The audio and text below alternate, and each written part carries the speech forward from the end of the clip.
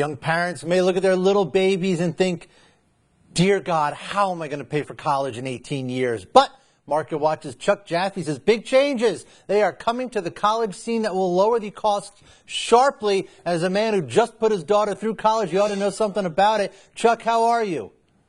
Well, I'm good, but the more I think about it, maybe I should be upset that I just put one through and I have another one still in, and the cost of college is likely to not be so high going forward. Right. Yeah, I have to tell you, I remember when I was in school in the 80s, I made a bet with a college roommate, with a classmate of mine, that the cost at our school would never go above. I said it couldn't be more than $20,000. That's an insane number. Nobody will ever pay that. At the time, we were paying single digits, like $9,000.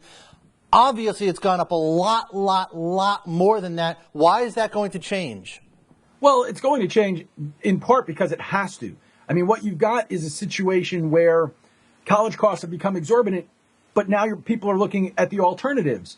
And the more alternatives become accepted, the more pressure there is. I think you take a look, and Jeff Weniger from BMO Global Asset Management made a really good point. He was talking about it in context of oil prices.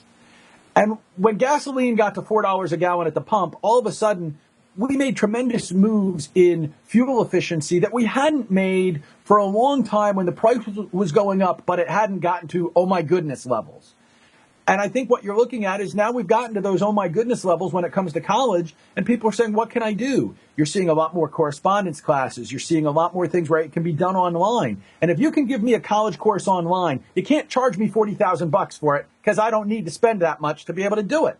Right. So I think the more those things become acceptable, the more you're in a situation where somebody isn't going to have to pay the big money. They may have to pay it to still get the classic college experience, but if they want to drink less and not live in a dorm, they're probably going to be able to get away with a much cheaper college experience and an education that's considered just as good. And that's interesting. Do you think it's just the costs are very high? We know that. Do you think this is more a story about the costs or changing technology?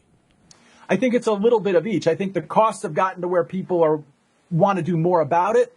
But I think changing technology makes it much easier. I mean, I made the point in the column that's up on MarketWatch today that, back in the days when I was in high school or what have you, if you were the kid who went to the community college, it wasn't because you were saying, oh, let me save some money and wait until I know what I want to do before I go to the big four-year education, the big school that I'm going to get my diploma from.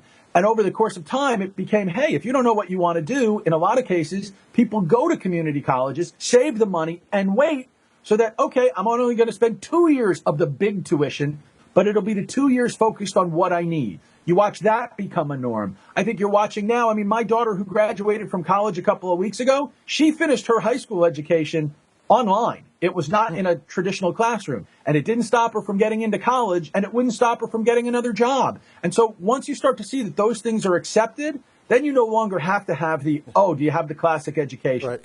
All right. Well, I have a 5-year-old, a very bright 5-year-old at home, so I hope you are correct. Chuck Jaffe, thank you very much.